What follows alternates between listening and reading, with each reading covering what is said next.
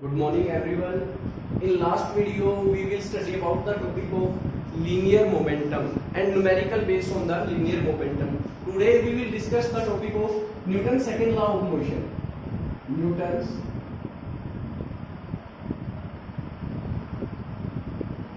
second law of motion.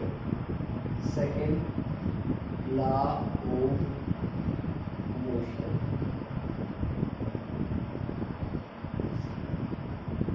First law ने क्या बताया, फोर्स की आप लोगों के पास मैंने बताया, उसके मैग्नीट्यूड के बारे में बताया। सेकंड लॉ जो है फोर्स की वैल्यू कैलकुलेट करके बताता है। तो न्यूटन का जो सेकंड लॉ है उसकी क्या स्टेटमेंट है, देखो स्टेटमेंट में एक ही चीज बताई गई है। न्यूटन की जो सेकंड लॉ है उसकी स्टेटमेंट में एक चीज बताई गई है।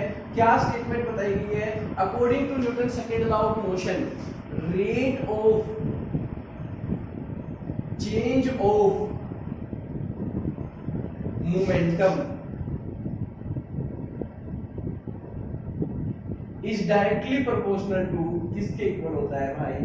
फोर्स के इक्वल होता है। और rate of change of momentum को हम देखो रेट वर्ड किसके साथ रिलेटेड है? टाइम के साथ रिलेटेड है। तो क्या हम इसको रेट को चेंज करके हम ये लिख सकते हैं, चेंज ऑफ मोमेंटम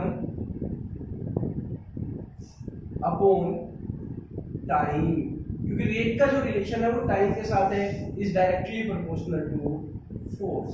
तो ये हमारे पास न्यूटन के सेकंड लॉ की जो स्टेटमेंट है वो क्या स्टेटमेंट है? न्यूटन का सेकंड लॉ क्या बताता है कि according to Newton second law of motion, the rate of change of momentum of a body, किसी भी बॉडी के अंदर जो मोमेंटम चेंज हो रहा है टाइम के रेस्पेक्ट में, that is directly proportional to the force applied. जितना उस बॉडी के ऊपर फोर्स अप्लाई किया जाएगा उसके डायरेक्टली प्रोपोर्शनल होता है rate of change of momentum. और इसको हम लोग मैथमेटिकल फॉर्मूलेशन निकालेंगे न्यूटन सेकंड लॉ के लिए। हम लोग मैथमेटिकल, क्योंकि ये इंपॉर्टेंट है, इसके ऊपर न्यूमेरिकल भी बहुत ज्यादा है और काफी सारा काम इस न्यूमेरिकल इस टॉपिक के ऊपर है। तो हम इसकी मैथमेटिकल फॉर्मूलेशन निकालते हैं। मैथमेटिकल फॉर्मूलेशन इसकी भाई, mathematical formulation of Newton second law, Newton second law. देखो मैथमेटिकल फॉर्मूलेशन निकालने के लिए, सेकंड लॉ की मैथमेटिकल फॉर्मूलेशन निकालने के लिए क्या करते हैं, मैं एक बॉडी मान लेता हूं, ये एक बॉडी है, ठीक है जी। इस बॉडी का मास मैंने मान लिया m, और ये बॉडी इनिशियल वेलोसिटी u से क्या कर रही है, मूव कर रही है। हो सकता है मे बी रेस्ट में हो तो u 0 हो जाएगा, मे बी ये कुछ वेलोसिटी से मूव कर रहा है, इसलिए मैंने इसकी इनिशियल वेलोसिटी को क्या मान लिया, u मान लिया। और मैंने कहा इस पे F फोर्स अप्लाई किया गया, इस F फोर्स के कारण ये बॉडी डिस्प्लेस होके और यहां पहुंच गई। मास तो बॉडी का चेंज होगा नहीं, उसकी वेलोसिटी u से चेंज होगी, क्या होगी, v होगी। हो सकता है अगर आप लोगों के पास देखा जाए पीछे से फोर्स लगा रहे हैं, 0 से रेस्ट में थी, रेस्ट से क्या हो जाएगी, मूविंग। अगर मूविंग है और उसके ऊपर और फोर्स लगाया गया तो उसकी स्पीड क्या हो जाएगी, इंक्रीज हो जाएगी। और यहां से और यहां तक उस बॉडी में जाने में कितना टाइम लिया, t टाइम लिया। तो हम लोग यहाँ पे देखते हैं, एक बॉडी का मास क्या माना, m माना। Let us consider a body of mass m moving with initial velocity u initial velocity से मूव कर रही है, and after applying a force f, उस बॉडी के ऊपर फोर्स अप्लाई किया गया f, तो उसके कारण उस बॉडी ने कितनी वेलोसिटी गेन कर ली, v वेलोसिटी गेन कर ली आफ्टर टाइम t सेकंड के बाद। यहाँ टाइम 0 था और यहाँ कुछ भी टाइम 1 सेकंड 2 सेकंड 3 सेकंड कुछ भी हो सकता है, उसके बाद उसने v वेलोसिटी को गेन कर लिया। तो हम बॉडी के लिए दो चीजें निकालते हैं। एक, सबसे पहले हम लोग बॉडी का इनिशियल मोमेंटम निकालते हैं। देखो इस पोजीशन पे मोमेंटम क्या है और इस पोजीशन पे मोमेंटम क्या है। तो सबसे पहले हम क्या निकालते हैं, initial momentum of the body, INITIAL, initial momentum of the body. बेटा इनिशियल मोमेंटम को मैं छोटा p और p1 मान लेता हूँ। इनिशियल मोमेंटम बॉडी का कितना मान लिया मैंने, p1। तो वो कितना आ गया, उसका मास मल्टीप्लाइड बाय मोमेंटम का टॉपिक पढ़ा था, उसकी वेलोसिटी। तो उसका मास क्या है, m, उसकी वेलोसिटी कितनी है, u। तो आप लोगों के पास जो मोमेंटम आ गया वो कितना आ गया, mu। फाइनल मोमेंटम बॉडी का कितना आ गया, final momentum of the body जिसको मैं P2 मान लेता हूं और वो कितना आ गया mv आ गया। कितना आ गया mv। तो चेंज इन मोमेंटम कितना आया चेंज इन मोमेंटम। भाई फाइनल में से और क्या घटा दे, इनिशियल माइनस कर दे, तो चेंज मोमेंटम कितना है टाइम के अंदर, p2 माइनस p1, और p2 माइनस p1 बराबर कितना है, mv माइनस mv। ठीक है, अब हम इसके बाद क्या निकालते हैं, rate of change of momentum निकालते हैं, क्योंकि यहां से यहां तक जाने में उसने t टाइम लिया है, तो हम लोग यहां से निकालते हैं rate of change of momentum, rate of change of momentum. भाई ये चेंज मोमेंटम निकाला, रेट का मतलब इसको किससे डिवाइड कर दे, टाइम से डिवाइड कर दे, mv माइनस mu अपॉन क्या निकल गया t। अब देखो यहां अगर हम लोग देखें न्यूटन के सेकंड लॉ की स्टेटमेंट, न्यूटन के सेकंड लॉ की स्टेटमेंट क्या बताई गई है कि rate of change of momentum जो होता है that is directly proportional to applied force. तो हम लोग क्या करते हैं, न्यूटन के सेकंड लॉ के अकॉर्डिंग देखते हैं, तो लिखेंगे according to Newton's second law of motion.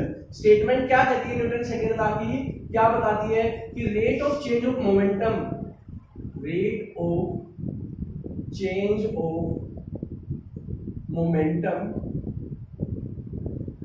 किसके डायरेक्टली प्रोपोर्शनल है बेटा, डायरेक्टली प्रोपोर्शनल टू किसके है, फोर्स के। तो देखो अब हमारे पास rate of change of momentum की वैल्यू भी है और हमारे पास फोर्स की वैल्यू भी है, क्यों ना rate of change of momentum की वैल्यू ये निकाली हुई rate of change of momentum की वैल्यू, और फोर्स कितना है f, तो क्यों ना हम वैल्यू पुट कर दें। तो हम लोग क्या लिखेंगे, rate of change of momentum की जगह लिखा mv माइनस mu अपॉन क्या लिख दिया t is directly proportional to force f। किसके बराबर रख दिया, f फोर्स के बराबर रख दिया हम लोगों ने।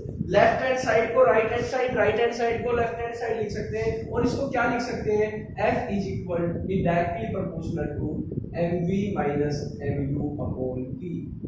बेटा यहां से क्या करते हैं, सबसे पहले हम यहां से m कॉमन ले लेते हैं राइट हैंड साइड की तरफ से, तो यहां f is directly proportional to m अगर मैंने बाहर ले लिया तो v माइनस u अपॉन क्या आ गया, t आ गया। और देखो आपने पढ़ा है v एक्सीलरेशन का फॉर्मूला पढ़ा है, a is equal to v minus u upon t, तो क्यों ना इस v minus u upon t की जगह एक्सीलरेशन की वैल्यू पुट कर दी जाए। तो हमारे पास f कितना आ गया, डायरेक्टली प्रोपोर्शनल टू ma। अगर हम इस डायरेक्टली प्रोपोर्शनल को हटाते हैं और डायरेक्टली प्रोपोर्शनल को हटा के कोई कांस्टेंट पुट करते हैं, तो आप लोगों के पास वो कांस्टेंट के साथ वो डायरेक्टली प्रोपोर्शनल जो है वो चेंज हो जाता है kma।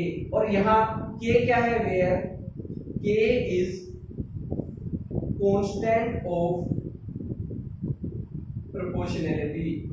ये क्या मान लिया हम लोगों ने, कांस्टेंट ऑफ प्रोपोर्शनैलिटी मान लिया। अगर मैं क्या करूं, यहां अगर फोर्स की वैल्यू मैं क्या करूं, अगर मैंने मान लिया 1 Newton force, if 1 Newton force applying on the body, अगर बॉडी के ऊपर अप्लाई किया जाए, applying on a body of mass 1 kilogram, then acceleration produced is 1 meter per second square। तो उस केस के अंदर k की वैल्यू कितनी आ जाएगी, 1 आ जाएगी। अगर भाई इसकी वैल्यू भी 1 है, इसकी वैल्यू 1 होगी, 1 न्यूटन, इसका मास 1 किलोग्राम हो गया, इसका एक्सीलरेशन कितना हो गया, 1 आप लोगों के पास मीटर पर सेकंड स्क्वायर। तो उस केस के अंदर फोर्स की वैल्यू k की वैल्यू कितनी आ गई, 1 आ गई। तो हम लिख सकते हैं F is equal to k की वैल्यू 1 आई, तो F इज इक्वल टू हम क्या लिख सकते हैं, ma। और ये हमारे पास मैथमेटिकल फॉर्मूलेशन है न्यूटन की सेकंड लॉ की, और इसी न्यूटन के सेकंड लॉ से हम फोर्स की और नई डेफिनेशन निकाल सकते हैं। देखो हमने फोर्स की डेफिनेशन क्या पढ़ी कि फोर्स क्या होता था, पुश और पुल होता था, व्हिच कैन चेंज और try to change the position of an object या state of an object. But यहाँ एक मैथमेटिकल डेफिनेशन आ गई कि फोर्स जो होता है बेटा वो दो चीजों का प्रोडक्ट होता है। क्या नई डेफिनेशन आ गई, hence the force may be defined as, force may be defined as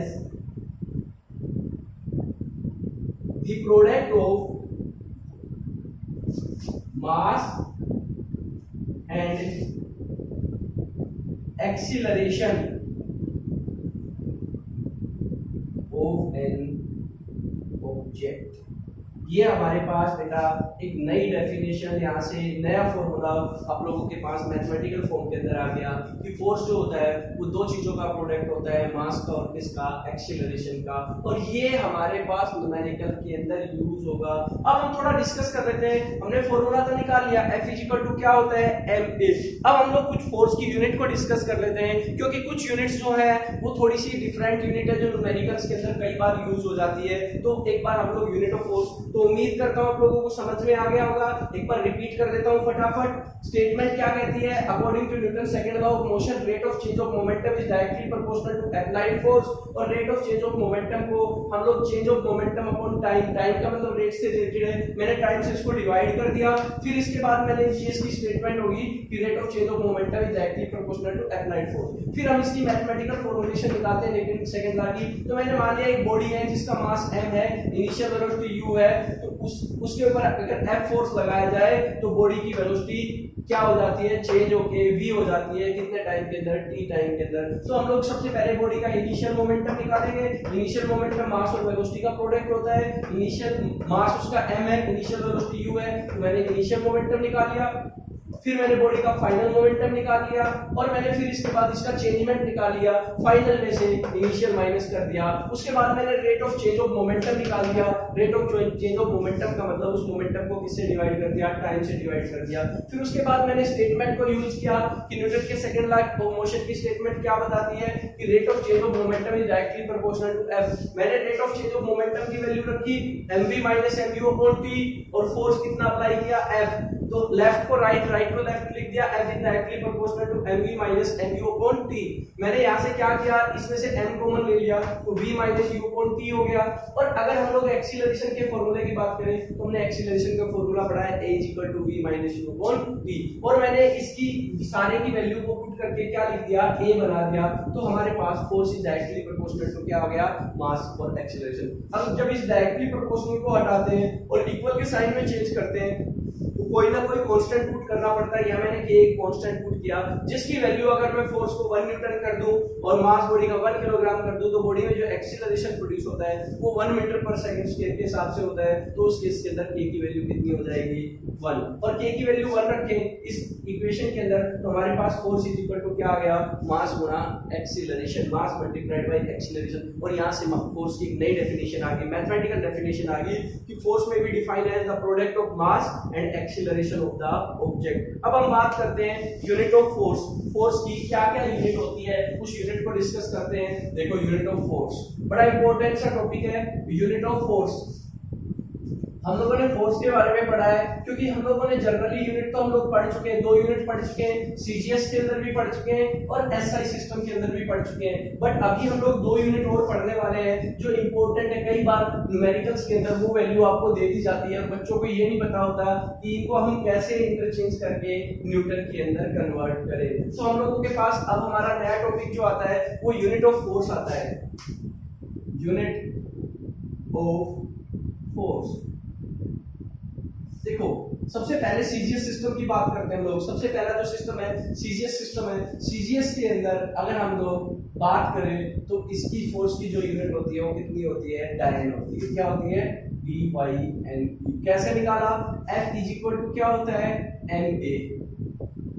mass CGS में ग्राम में मेजरमेंट किया जाता है, एक्सीलरेशन जो होता है सेंटीमीटर पर सेकंड स्क्वायर के अंदर मेजरमेंट किया जाता है। अगर इन दोनों को हम लोग चेंज करके लिखें तो ये दोनों चीजें किसके बराबर होती है, डायन के इक्वल होती है। और कई बार पेपर में बेटा 1 डायन डिफाइन करवा लेता है तो 1 डायन इज इक्वल टू किसके बराबर हो गया, 1 ग्राम मास का के अंदर अगर एक्सीलरेशन 1 सेंटीमीटर पर सेकंड स्क्वायर प्रोड्यूस हो रहा है तो उस बॉडी पे लगने वाला जो फोर्स होगा वो कितना होगा, 1 डायन होगा। इसी तरीके से आप लोगों के पास हम लोग न्यूटन, दूसरी एसआई यूनिट की बात करें, एसआई यूनिट जो होती है वो फोर्स की बेटा होती है न्यूटन।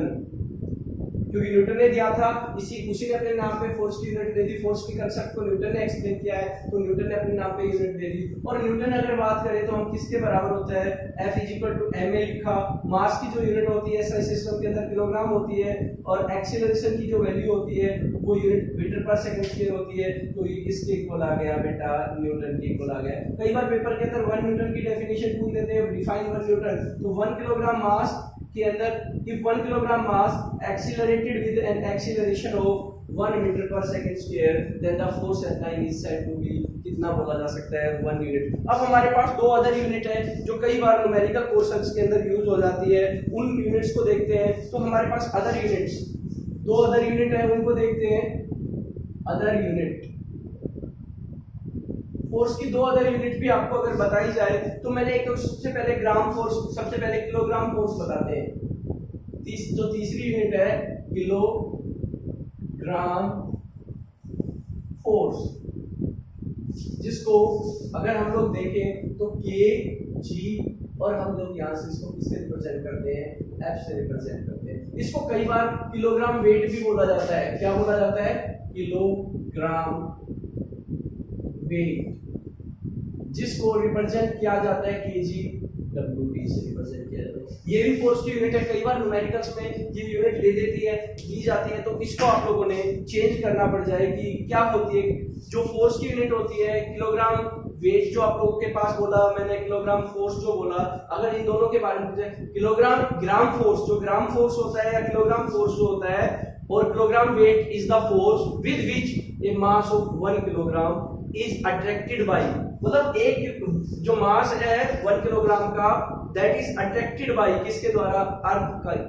अर्थ जो है अपने सेंटर की तरफ किसी बॉडी को अगर 1 किलोग्राम मास को अपनी तरफ अट्रैक्ट कर रही है, तो उसका जो आप लोगों के पास जो वेट होगा या फोर्स होगा वो आप लोग कितना किलोग्राम बोलेंगे, 1 kgf। और हम लोग ध्यान रखना 1 kgf हमेशा किलोग्राम फोर्स या किलोग्राम वेट जो होता है वो किसके इक्वल होता है, 9.8 न्यूटन के इक्वल होता है। ये न्यूमेरिकल में कई बार यूनिट दे देता है, किलोग्राम फोर्स भी बोल दे, अगर किलोग्राम वेट भी दे दे तो किलोग्राम वेट भी कितने न्यूटन के बराबर होता है, 9.8 न्यूटन के इक्वल होता है। अब एक ग्राम फोर्स और होता है। ग्राम फोर्स क्या होता है आप लोगों के पास, ग्राम फोर्स डायन के अंदर सीजीएस सिस्टम के अंदर मेजरमेंट किया गया है, और ग्राम फोर्स की वैल्यू देखी जाए तो 1 ग्राम फोर्स जो होता है वो किसके बराबर होता है, 980 डायन के इक्वल होता है। ये भी आपको अगर याद रखनी पड़ जाए तो ये याद कर देना। अब दोनों के बीच में रिलेशन मैं पहले ही बता चुका हूँ, सीजीएस और एसआई सिस्टम के बीच में, न्यूटन और डायन के बीच में अगर रिलेशन की बात करें तो हम लोग पहले ही बता चुके हैं कि 1 न्यूटन जो होता है दैट इज इक्वल टू किसके बराबर होता है, 10⁵ किसके इक्वल होता है, डायन के इक्वल होता है। ये चीज मैं आपको पहले ही निकाल के कैलकुलेट करके बता चुका हूँ। 1 न्यूटन इज इक्वल टू किसके बराबर होता है, 10⁵ डायन के इक्वल होता है। अब हमारे पास टॉपिक आता है कि हम न्यूटन के सेकंड लॉ से फर्स्ट लॉ कैसे कैलकुलेट कर सकते हैं, किस कंडीशन पे न्यूटन का जो सेकंड लॉ है वो फर्स्ट लॉ बन जाता है। तो हम लोग टॉपिक हमारा यही है। नेक्स्ट टॉपिक है फॉर्मूलेशन, कैसे आप लोगों के पास Newton first law of motion from इससे सेकंड लॉ ऑफ मोशन से हम लोग फर्स्ट लॉ कैसे ड्राइव करें, ये चीज हम लोग कैसे निकालेंगे।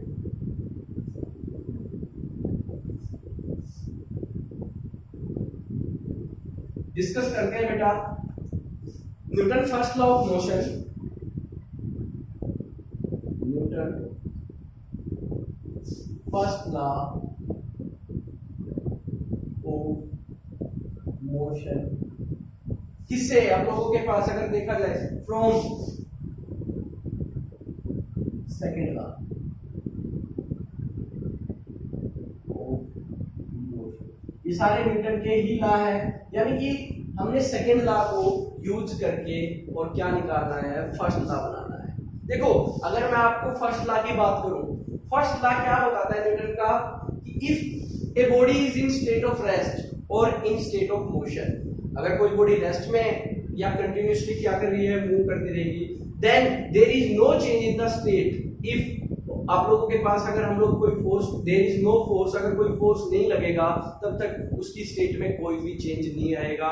या ये बोल सकते हैं अदर वर्ड्स के अंदर ये बात की जाए कि Newton first law of motion state that if a body in state of rest और in state of uniform motion, आप लोगों के पास continue in state of rest और motion unless no unbalanced external force is applying on the body to change its state. और इसी चीज को निकालना हम लोगों ने कि स्टेट चेंज नहीं होगी, जब वेलोसिटी रेस्ट में है तो रेस्ट में रहेगी, मूव कर रही है तो उसी स्पीड से उसी वेलोसिटी से वो मूव करती रहेगी। ये चीज हम लोगों ने निकाली है। तो हम लोग कैसे निकालेंगे, कैसे फॉर्मुलेट करेंगे? According to Newton second law of motion, according to Newton second law of motion, क्या पढ़ा है सेकंड लॉ ऑफ मोशन के अकॉर्डिंग पढ़ा है F इज इक्वल टू, हमने क्या पढ़ा mv। अभी हमने फॉर्मुलेशन निकाली है, मैथमेटिकल फॉर्मुलेशन। बट हमें पता है एक्सीलरेशन जो होता है a इज इक्वल टू किसके बराबर होता है, v minus u upon v। ये पढ़ा है आप लोगों ने। तो हम लोग क्यों ना इसके अंदर आप लोगों के पास वैल्यू पुट कर दें a की, तो हमारे पास F इज इक्वल टू कितना आ गया, v minus u upon v। क्यों ना t इधर डिवाइड में है, दूसरी तरफ ले जाए तो इसको क्या करते हैं, मल्टीप्लाई कर दे। तो f into t is equal to किसके बराबर आ गया, mv माइनस u। अब इसको खोल दे, f into t is equal to mv minus mu, mv minus mu। अगर मैं बोल दूं किसी बॉडी पे लगने वाला फोर्स अगर जीरो हो, किसी बॉडी पे लगने वाला जो फोर्स हो अगर जीरो हो, तो उस केस के अंदर क्या सिचुएशन बनेगी? अगर मैं फोर्स को क्या कर दूं, जीरो कर दूं, if F is equal to zero, तो ये वाला पोर्शन जो इधर की तरफ है ये क्या हो जाएगा, जीरो। तो इसको जीरो पुट करें तो हमारे पास क्या आ गया, mv माइनस mu। देखो u इधर ये किसका है, माइनस का है, दूसरी तरफ जाएगा तो कैसा हो जाएगा, प्लस का हो जाएगा। तो हमारे पास क्या सिचुएशन बन गई, mu इज इक्वल टू किसके बराबर आ गई, mv। दोनों तरफ से m कैंसिल हो गया, तो u इज इक्वल टू किसके बराबर आ गई, v के इक्वल आ गई। देखो जब इनिशियल और फाइनल वेलोसिटी सेम है तो इसका मतलब बॉडी के अंदर उसकी स्टेट में कोई चेंजमेंट नहीं आ रहा है। तो ये हमारे पास न्यूटन का सेकंड लॉ से हम लोग फर्स्ट लॉ कैलकुलेट कर सकते हैं, न्यूटन के सेकंड लॉ से। अब हम एक छोटा सा टॉपिक पढ़ने वाले हैं जिस टॉपिक का नाम है impulse and impulse of force. Impulses of force, क्या होता है impulses of force? Impulse of force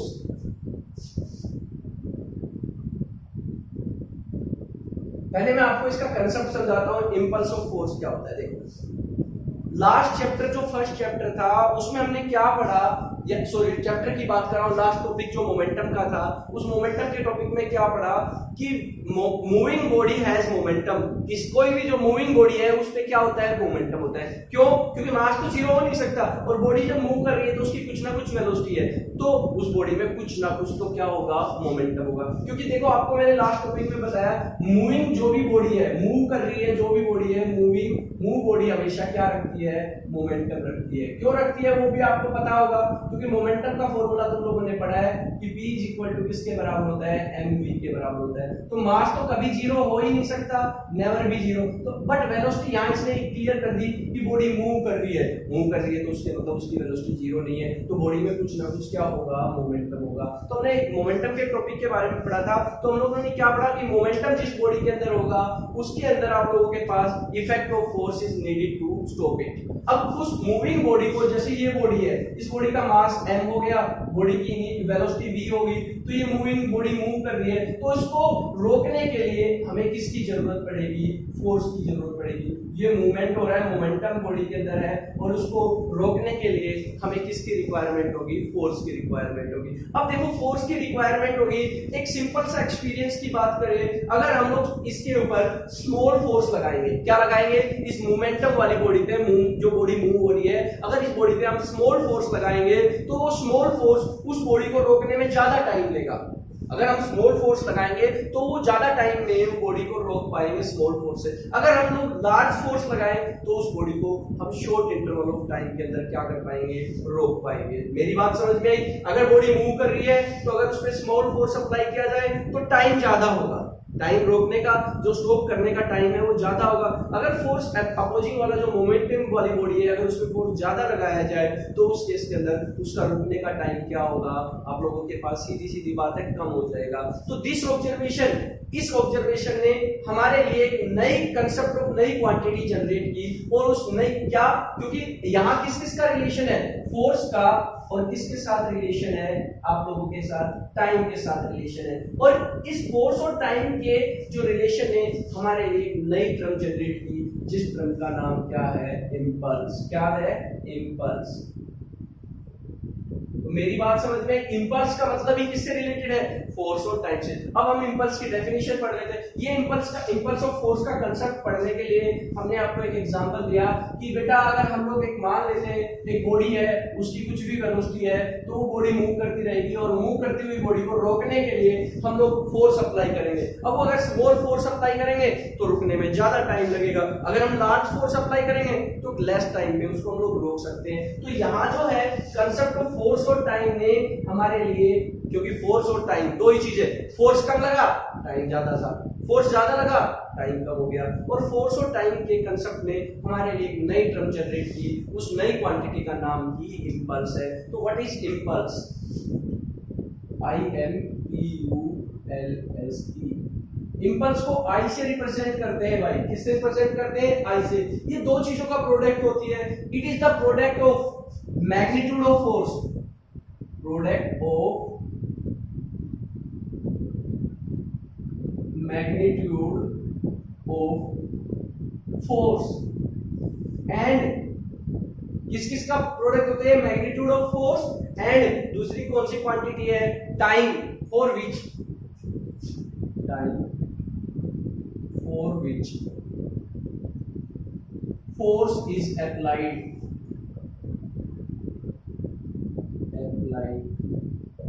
जिसके लिए क्या किया जा रहा है, जिस टाइम के लिए वो फोर्स क्या किया जा रहा है, अप्लाइड किया जा रहा है। तो हमारे पास इंपल्स किसके आ गया, इक्वल आ गया।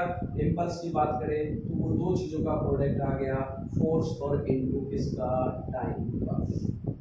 फोर्स और किसका प्रोडक्ट आ गया, टाइम का प्रोडक्ट आ गया। ये हमारे पास क्या आ गया, इंपल्स। और इंपल्स की अगर ऐसा यूनिट की बात करें तो ऐसा यूनिट हम लोग यहाँ से निकाल सकते हैं, इंपल्स की ऐसा यूनिट भी निकाल सकते हैं, सीजीएस यूनिट भी निकाल सकते हैं। तो इंपल्स की अगर ऐसा यूनिट निकाली जाए तो देखो फोर्स की यूनिट क्या है, न्यूटन, टाइम की यूनिट क्या है, सेकंड। तो हमारे पास इंपल्स की ऐसा यूनिट क्या आ गई, न्यूटन सेकंड आ गई। क्लियर। और अगर सीजीएस की बात करें, सीजीएस सिस्टम के अंदर अगर हम लोग चले जाएं, सीजीएस सिस्टम के अंदर बात की जाए तो फोर्स की यूनिट क्या होती है, डायन।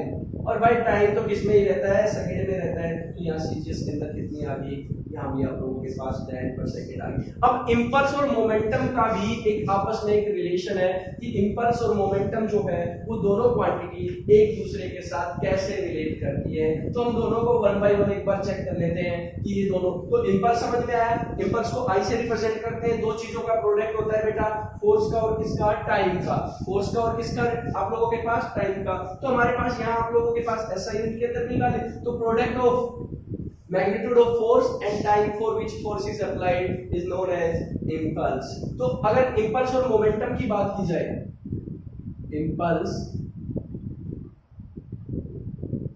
and momentum, impulse and momentum, अगर इंपल्स और मोमेंटम की बात की जाए तो हम कैसे इंपल्स और मोमेंटम का रिलेशन निकाल सकते हैं। देखो सेकंड लॉ ऑफ मोशन में पढ़ा है, अकॉर्डिंग टू सेकंड लॉ, इसका न्यूटन की है सारी, सेकंड लॉ ऑफ मोशन। हमने क्या चीज पढ़ी है सेकंड लॉ के अंदर, ये चीज पढ़ी है कि मोमेंटम जो होता है, rate of change of momentum किसके डायरेक्टली प्रोपोर्शनल होता है, अप्लाइड फोर्स के। Rate of change of momentum is directly proportional to applied force। applied force के क्या होता है, इक्वल होता है। तो उस केस के अंदर अगर बात की जाए तो हम देखो फोर्स को किससे रिप्रेजेंट करते हैं, F से, rate of change of momentum. Rate of change of momentum constant के अगर हिसाब से लगाए, rate of change of momentum किसके बराबर होता है? p2 minus p1। अगर और किसके रिस्पेक्ट में? टाइम के रिस्पेक्ट में। चेंज इन मोमेंटम निकाल दिया आप लोगों को और उसको टाइम से डिवाइड कर दिया तो रेट हो गया। भाई फाइनल मोमेंटम p2 माना है, इनिशियल मोमेंटम p1 माना है बॉडी का, तो change in momentum p2 minus क्या कर दिया? p1 कर दिया। अगर हम लोग इस t को इस साइड की बजाय हम लोग इधर मल्टीप्लाई कर दें तो फोर्स इनटू टाइम बराबर क्या आ गया? p2 minus p1। और फोर्स इनटू टाइम का भी रिलेशन बताया मैंने। फोर्स इनटू टाइम किसको इंडिकेट करता है? इंपल्स।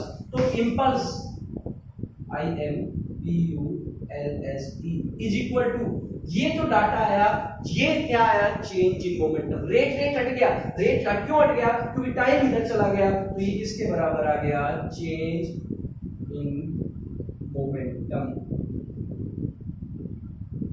तो हमारे पास बेटा एक रिलेशन आ गई कि मोमेंटम जो होता है वो किसके बराबर होता है? Change of momentum. और इस रिलेशन को इंपल्स इक्वेशन, ये जो रिलेशन मैंने निकाली है कि impulse is equal to change in momentum के बराबर होता है, और इस रिलेशन को impulse equation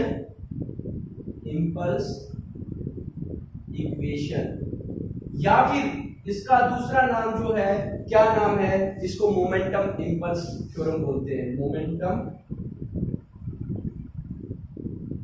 impulse theorem, momentum impulse theorem use बोलते हैं। और इसका बड़ा इंपॉर्टेंट रोल प्ले है हमारी लाइफ के अंदर इंपल्स और चेंज इन मोमेंटम का। इंपल्स का मतलब फोर्स इनटू टाइम का। अभी मैं इसके ऊपर बहुत सारे डेली लाइफ के अंदर जो हम लोग एग्जांपल यूज करने वाले हैं उनको अभी डिस्कस करता हूं। देखते हैं वन बाय वन क्या क्या एग्जांपल। तो जो इंपल्स इक्वेशन है, जिसको Newton second law of motion बोल सकते हैं, इसका हमारी डेली लाइफ में क्या एप्लीकेशन है? बहुत सारे एप्लीकेशन है। फर्स्ट, पहला एप्लीकेशन में एक बात करूं आपको, catching the ball, CATCHING, catching A ball by एक क्रिकेटर, जो भी क्रिकेट खेल रहा है उसके द्वारा आप लोगों के पास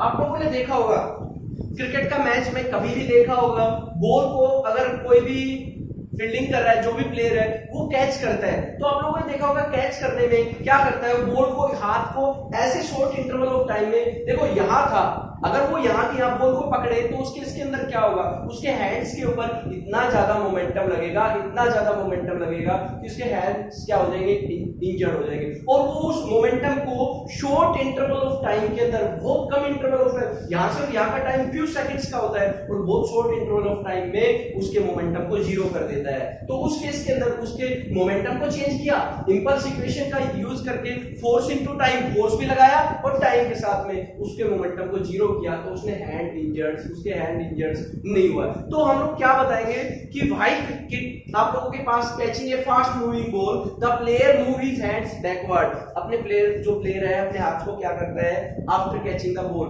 कैच करने के बाद ऐसा करके क्या करता है, by moving his hands the cricketer increase the time. यहां जो टाइम, इतना जो टाइम है जहां से पकड़ा और जहां तक हैंड को पीछे लगाया, ये टाइम, इस टाइम को इंक्रीज कर देता है। यहां करता तो टाइम जीरो था, बट उसने ये टाइम थोड़ा सा क्या कर दिया, इंक्रीज कर दिया, और टाइम इंक्रीज करके उसने फोर्स के इफेक्ट को क्या कर दिया आप लोगों के पास, as a result he applying small force, और उसको क्या लगाया उसने, स्मॉल फोर्स लगाया। By the reaction ball also applied lesser force, और उस बॉल के कारण उसके हैंड्स के ऊपर क्या लगा, लेस फोर्स लगा। देखो change in momentum is directly proportional to, ये देखो मैं आपको एक इक्वेशन बताता हूं, मैं अगर लिखूं रेट ऑफ या चेंज ऑफ मोमेंटम,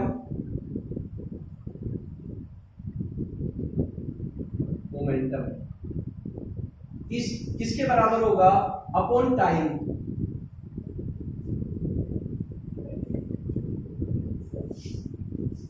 यहां देखा जाए, यहां वो टाइम को क्या कर रहा है, इंक्रीज कर रहा है, तो टाइम को इंक्रीज करने में फोर्स की वैल्यू क्या होगी आप लोगों के पास, डिक्रीज होगी। तो ऐसा करके अगर हम लोग एक बात करें, अभी मैंने आपको बताई इंपल्स के बारे में बताया, F into T is equal to क्या, change in momentum, change in momentum. अभी इंपल्स थ्योरम पढ़ाई आपको, तो उस केस के अंदर अगर टाइम को उसने बढ़ा दिया तो उस केस के अंदर फोर्स की वैल्यू को क्या कर देता है, डिक्रीज करके उसको आप लोगों के पास इजीली वो कैच कर लेता है डिक्रीज करके। नहीं तो उसके अगर वहीं पे करता, टाइम अगर 0 होता तो उस केस के अंदर उसके हैंड्स क्या हो जाते हैं, इंजर्ड हो जाते हैं। Jumping A heap of sand देखा होगा, jumping on A heap of sand देखा होगा। जंप करते हैं, अगर हीप ऑफ सैंड है, अगर हम उसके ऊपर जंप करते हैं तो हमारे फीट जो है वो इंजर्ड नहीं होते। अगर हम लोग क्या करते हैं, हाइट से किसी पे जंप कर रहे हैं, अगर बिलो नीचे की तरफ जंप कर रहे हैं तो फीट मूव्स इनसाइड द किसके अंदर, सैंड, वेरी स्लोली, धीरे धीरे धीरे करके हमारे फीट उस हीप के अंदर, उस सैंड के अंदर जाते हैं। और वहां धीरे धीरे जाने की वजह से टाइम बढ़ गया, और टाइम बढ़ गया तो उस केस के अंदर आप लोगों के पास उसका मोमेंटम धीरे धीरे धीरे चेंज होके और कितना आता है आप लोगों के पास, 0 आता है, क्योंकि हमने टाइम क्या हो गया, वहां पे टाइम इंक्रीज हो गया, और टाइम इंक्रीज होने से उसके फीट्स के ऊपर जो लगने वाला फोर्स है उसकी वैल्यू भी क्या हो गई, उसका एक्शन भी क्या हो गया, रिड्यूस हो गया। अब जंपिंग आप लोगों ने देखा होगा, जंपिंग एक कोई भी पर्सन है वो जंप करता है अगर किसी मूविंग ट्रेन से या बस से, तो देखा होगा वो उसके साथ जंप डाउन करके, पैसेंजर फ्रॉम मूविंग बस और ट्रेन, तो उसके साथ साथ वो धीरे धीरे रुक के अपना मोमेंटम 0 करता है। ये नहीं है एकदम से छोड़ देगा तो गिर जाएगा आप लोगों के पास। और बहुत सारे एग्जांपल है, vehicles, springs in the vehicle, vehicles के अंदर स्प्रिंग्स इन द व्हीकल, आप लोगों ने देखा हो व्हीकल्स में शोकर लगे होते हैं। उन शोकर्स का काम क्या है कि जब भी गाड़ी गड्ढे वड्ढे में कहीं भी गिर रही है तो उसके इसके अंदर उसका मोमेंटम धीरे धीरे टाइम बढ़ जाए, और टाइम बढ़ने के साथ साथ उसका मोमेंटम जो है वो धीरे धीरे आप लोगों के पास रिड्यूस होकर 0 पे जाए, और उससे लगने वाला फोर्स भी क्या हो जाता है, आप लोगों के पास कम हो जाता है, फोर्स का इफेक्ट क्या कम हो जाता है। तीसरी बात आप लोगों ने देखा होगा, कई बार देखा हो आप लोगों ने, soft material packing, soft material packing, कई बार आप लोगों ने देखा हो, मैं एक एग्जांपल देता हूं, जितने भी चाइनीज मटेरियल होते हैं, चाइनीज जो बर्तन वगैरह होते हैं, क्रोकरी के सामान होते हैं, या आप लोगों ने देखा होगा बाथरूम्स के जितने भी आप लोगों के पास, जितने मैंने बताया सिंक वगैरह जो भी होते हैं, जब वो कभी पैक होके आते हैं तो आप लोगों ने देखा होगा वो बॉक्स के अंदर उसके चारों तरफ ग्रास होती है, घास होती है, सूखी इस तरीके का एक ऐसा मटेरियल लगा होता है, जिसके कारण वो अगर उसके ऊपर जैसे हम लोग पैकिंग करते हैं तो उसके इसके अंदर क्या होता है, china and glass wares are packed with soft material, क्यों, एंड व्हेन ट्रांसपोर्टेड, जब एक प्लेस से दूसरे प्लेस तक ले जाया जाता है तो वो उनके अंदर पैकिंग जो होती है वो सॉफ्ट मटेरियल से होती है। देखा होगा फोम भी लगा होता है, जैसे ग्लासवेयर का जो सेट आता है उसके अंदर आप लोगों ने देखा हो, उस केस के अंदर क्या होता है, जब वो एक दूसरे के साथ कोलाइड हो, ट्रांसपोर्टेशन के अंदर फोर्स भी लगेगा तो वो एक दूसरे के साथ क्या होंगे, कोलाइड होंगे, बट द सॉफ्ट पैकिंग जो मटेरियल होता है वो उनको क्या कर देता है, slow down there rate of change of momentum, उसके मोमेंटम को धीरे धीरे स्लो डाउन कर देता है, और फोर्स के इंपैक्ट को क्या कर देता है, रिड्यूस कर देता है। ज्यादा फोर्स एकदम से लगेगा तो वो रास्ते में ही ब्रेक हो जाएंगे, ट्रांसपोर्टेशन में ही खत्म हो जाएंगे, बट वो मोमेंटम इफेक्ट जो है वो मोमेंटम धीरे धीरे चेंज होगा, उससे फोर्स का इफेक्ट क्या हो जाएगा, रिड्यूस हो जाएगा। बहुत सारी चीजों में लगता है, आप लोगों ने किसी चीज की पैकिंग देखी होगी, एसी उनके बाहर देखा होगा, इस तरह की थर्मोकोल शीट जो होती है सॉफ्ट मटेरियल लगी होती है, ये आपके पास कुछ हमारे पास न्यूटन सेकंड लॉ के जो आप लोगों के पास एप्लीकेशन थे। Thank you so much.